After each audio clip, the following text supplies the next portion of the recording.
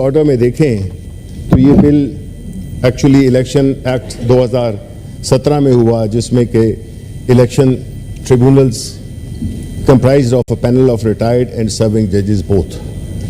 ये 2007 में ये वो एक्ट था जिसमें लॉ मिनिस्टर साहब इनको भी कुछ फिगर्स दे रहे हैं, तो फिर आप सुन लीजिए।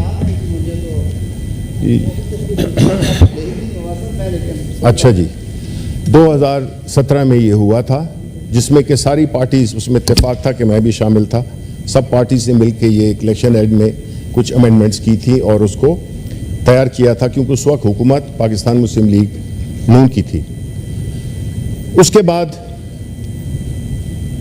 5 अगस्त 2023 को सेक्शन 140 में अमेंडमेंट की गई, जिसमें कि किया गया कि जज ऑफ अ हाई कोर्ट यानी election tribunal will comprise of serving judge of the high court only। ठीक है जी, हो गया।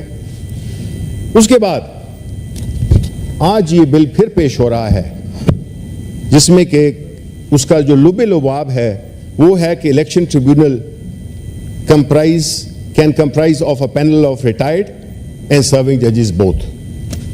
अब सर बात यह है कि जब हम इस तरह का एक लेजिस्लेटिव सीसॉ में मुब्तला हो जाते हैं, तो वो जो लेजिस्लेशन का जो कॉन्सेप्ट है वो मानी खो देता है, वो अपनी तौकीर खो देता है और अपनी अमलदारी को खोल देता है, क्योंकि इट लैक्स ऑफ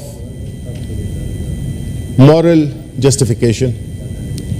जब आप कवानीन इस बुनियाद पे बनाएं कि जो आपको सूट करता है आप उसके मुताबिक अमेंडमेंट ले आते हैं, जो आपको सूट नहीं करता आप उसको निकाल देते हैं, और just because you have the numbers तो इट्स इजी। और जिस तरह भी हमें लॉ मिनिस्टर के एटीट्यूड से पता चला कि वो कितना डिक्टेटोरियल उनका माइंड सेट है, कि वो he is not willing to even listen और take things in a very light mode. ठीक है जी, thank you. You do that when your turn comes, please do that. अभी आप ही प्लीज डू दैट। बात यह है कि जी ये सब कुछ क्यों हो रहा है? ये इसलिए हो रहा है जनाब चेयरमैन कि हमने देखा कि रिजीम चेंज के बाद जो मुश्किलात हमारी पार्टी पे थोपी गई, डाली गई, उसमें एक पहला कदम सबसे बड़ा ये था कि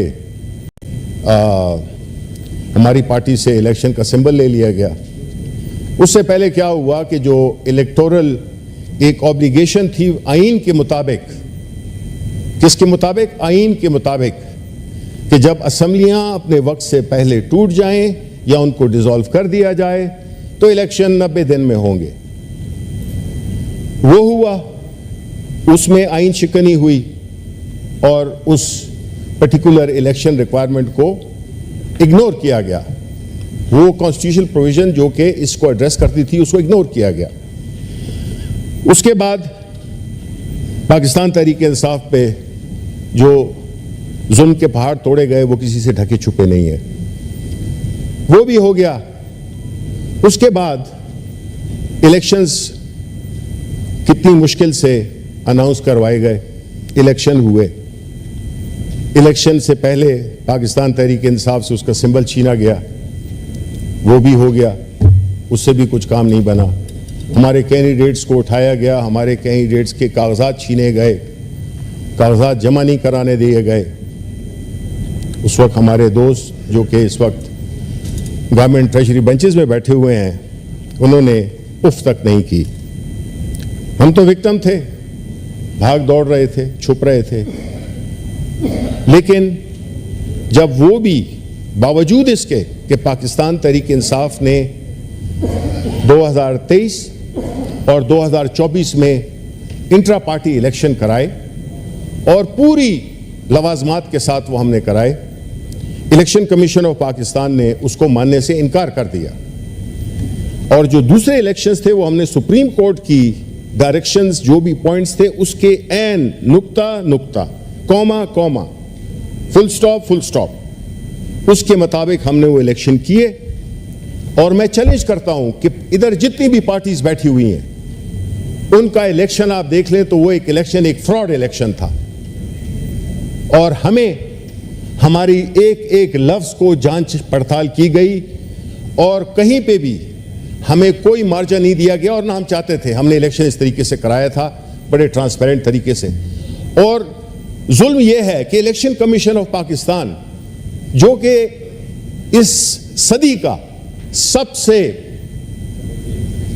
कंट्रोवर्शियल इलेक्शन बेहतरीन आपके लिए इसलिए था कि बगैर कुछ किए हुए आप असेंबली में बैठ गए हैं, तो ये जो है ये इलेक्शंस जो हुए तो इलेक्शन कमीशन हमें कहता है कि आपने इलेक्शन ठीक नहीं कराए और सुप्रीम कोर्ट में ये बार बार जिक्र होता है कि पाकिस्तान तहरीक इंसाफ ने इलेक्शन नहीं कराया इसलिए उनको सिंबल नहीं मिला।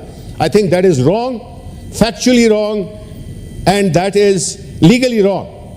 हमने इलेक्शन 23 में करवाए, हमने इलेक्शन 24 में करवाए। वो इलेक्शन को अगर जो बैठे हैं इलेक्शन कमीशन ऑफ पाकिस्तान में अगर वो इतने डिक्टेटोरियल हैं, इतने उनमें इतना एक जिसे कहते हैं कि एक जोम है कि जी हम इलेक्शन कमीशन ऑफ पाकिस्तान है। सॉरी सर, इधर law minister is disturbing my speech so I may request you to. अच्छा जी देखें सर, बात यह है कि सच्चाई की बात है, ये हमारे दोस्तों को भी काम आएगी ये बात, ये जो मैं बातें कर रहा हूं आपको पिन ड्रॉप साइलेंस में बिल्कुल सर, बिल्कुल I appreciate that, thank you sir. अच्छा, तो ये इनके कल काम आएंगी, हमें पूरे हाउस के जितने मेंबरान हैं, क्योंकि ये किसी एक के साथ नहीं होता, ये चीजें चेंज होती रहती हैं, आज हमारे साथ है कल इनके साथ होगा, ये है, तो ये सबके काम की बातें हैं।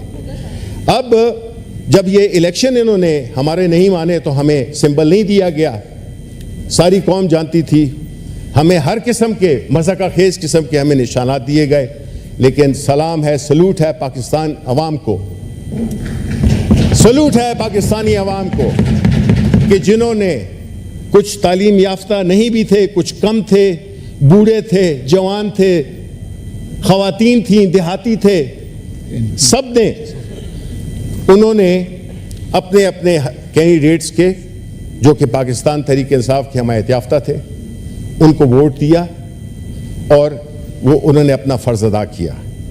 अब इशू क्या आया कि इन वोटों को किसी ने गिनना भी था, वो वोट गिने गए, रात तक के वक्त में पाकिस्तान तहरीक इंसाफ लैंडस्लाइड विक्ट्री ले रही थी। उसके बाद फिर एक झुरलू फिरा और पाकिस्तान तहरीक इंसाफ की जो सीटें थीं वो आधी से भी कम कर दी गई और वो दे दी गई जिसने के 10,000 वोट लिए थे, उसके साथ लेफ्ट पे 1 लगा दिया कि 1,10,000 वोट आपके हैं जी, मुबारक हो। इसी तरह चाहे वो पंजाब हो, खास तौर पे पंजाब के इलेक्शंस, बिकॉज सबसे ज्यादा मुल्क में सीटें पंजाब की हैं। ये वो इश्यूज हैं बाय द वे जो कि हमने इस पे भी सोचना है कि ये क्या किया जाए कि जिस तरह यहां पे tyranny ऑफ मेजॉरिटी है, how do we get rid of tyranny of majority, where if you put together all the three provinces, yet we will not be able to balance out the seats that one particular province has. We have to make a Fair province. enough. We have to This is make what is the current scheme of We have things. to make a province. Exactly. Okay sir. Now वो भी जब हो गया तो अब issue था कि जी elections का, मैं जरा इसको समेटता हूं जी जल्दी से। वो ये था कि जब इलेक्शंस हो गए तो जब इलेक्शन में हमेशा होती हैं जो उज़रदारियाँ होती हैं, इंतखाबी उज़रदारियाँ, उनके लिए इलेक्शन ट्रिब्यूनल बनते हैं और वो इलेक्शन ट्रिब्यूनल फैसले करते हैं कि क्या हुआ क्या नहीं हुआ और फैसले करते हैं 90 डेज के अंदर। ठीक है जी। अब इलेक्शन ट्रिब्यूनल्स को भी तो मैनेज करना है, ये कैसे हो सकता है? फॉर्म 45, फॉर्म 47, आज भी एक पतन में एक NGO है, न्यूज़ में छपा है एक आर्टिकल जिसमें उन्होंने कहा है कि इलेक्शन कमीशन की वेबसाइट से 25 सीटों के रिकॉर्ड फॉर्म 45 भी उड़ा दिए गए हैं। ठीक है। उसके बाद जब ये बात आई उसकी ट्रिब्यूनल्स के जजेस की, तो अब जजेस को भी हमने वही लोग जग लगाने थे जो कि वो करें जो कि ये चाहते हैं।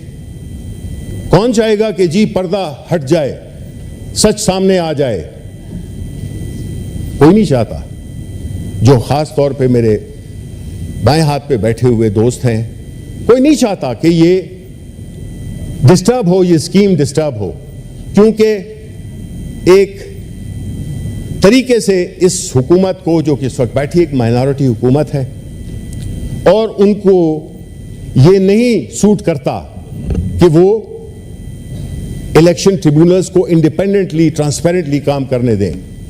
हियर कम्स दिस अमेंडमेंट कि जी रिटायर्ड जजेस, बिकॉज जो जजेस बैठे हुए थे, क्या जरूरत पेश आई इस वक्त कि आपने ये सिटिंग जजेस को हटाकर और आपने दोनों को कर दिया है, कि रिटायर्ड भी कर दिया है। अब देखें, ये सूरज को आप हाथ से नहीं छुपा सकते हैं। ये फैक्ट है कि पाकिस्तान तहरीक इंसाफ इस मुल्क की सबसे बड़ी सियासी, electorally and politically is the biggest political party. Even यहां पे जो इनकम्प्लीट हाउस है सेनेट में, एक सूबे का, जो कि ये फेडरेशन की अलामत है, ये सूबा, ये हाउस, उसमें एक सूबे के सेनेटर्स आज नहीं बैठे हुए, ये कुर्सियां खाली हैं। चेयरमैन साहब, ये अफसोस की बात नहीं है, ये दुख की बात नहीं है कि एक सूबे को उसके हक से महरूम किया जा रहा है, जबकि उधर जब रिजर्व सीट्स का इशू आया है तो बजाय इसके कि ये दी जाती हैं, इस पे कुछ वो होता, जल्द फैसला होता, उसको वो डिले किया जा रहा है। डिले करने से ये हाउस इनकम्प्लीट है।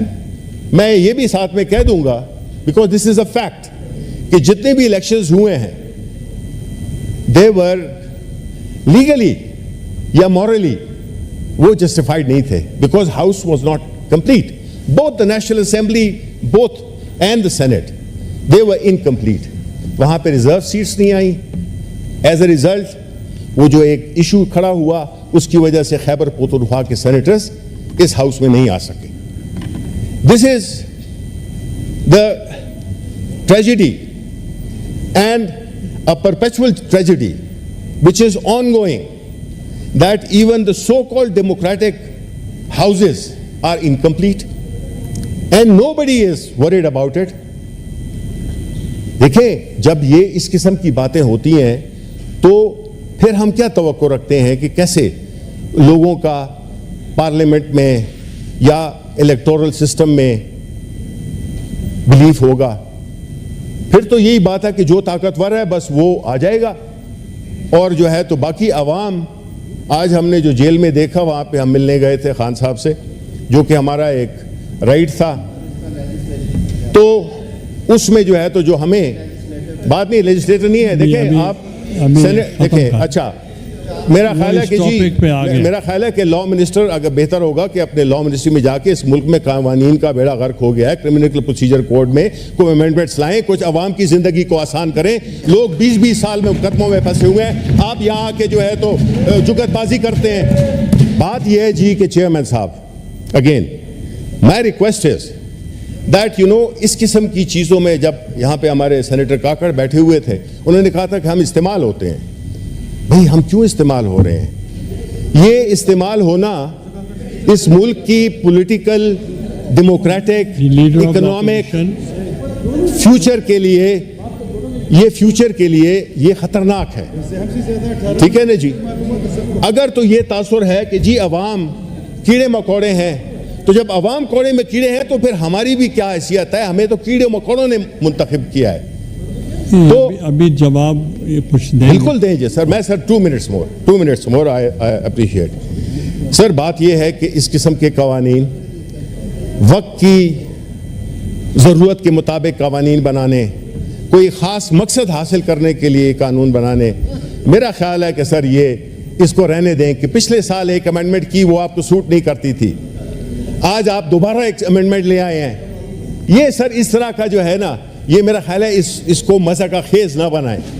ये एक सीरियस हाउस है अगर आप इसको रखना चाहें। और अगर लॉ मिनिस्टर ये समझते हैं कि पिछले साल हमें सिर्फ अपनी जो एक्सप्रेशन है, मेरी रिक्वेस्ट है सर, कि मेरी लॉ मिनिस्टर से रिक्वेस्ट है कि वो हमें जस्टिफिकेशन बता दें कि क्या हुआ ऐसा कि 2023 में इन्होंने, पीडीएम की हुकूमत ने, इन्होंने एक अमेंडमेंट मूव की और उसकी क्या वजह है कि एक साल से आप कम अरसे उनको में, सुनेंगे तो पता सर चलेगा। लास्ट आर्गुमेंट मेरा ये, मैं यही सवाल मेरा खत्म होता है, ये भी मेरी तकरीर भी खत्म होती है। क्या वजूहात हैं कि 5 अगस्त 2023 में इन्होंने अमेंडमेंट की इलेक्शन एक्ट में, और आज जो है तो जुलाई शुरू हो चुका है, यानी एक साल से भी कम अरसे में क्या जरूरत पड़ी? क्या ऐसा हालात बदल गए? हालात तो बदले हैं बिकॉज अवाम ने फैसला दे दिया, उसको भी तो देखना है। तो ये क्यों जरूरत महसूस हुई है इस अमेंडमेंट की? Thank you very much. Thank you. Law minister, you move and than others will speak. अब एक मिनट मैं आपको तरीकाकार बता दूं।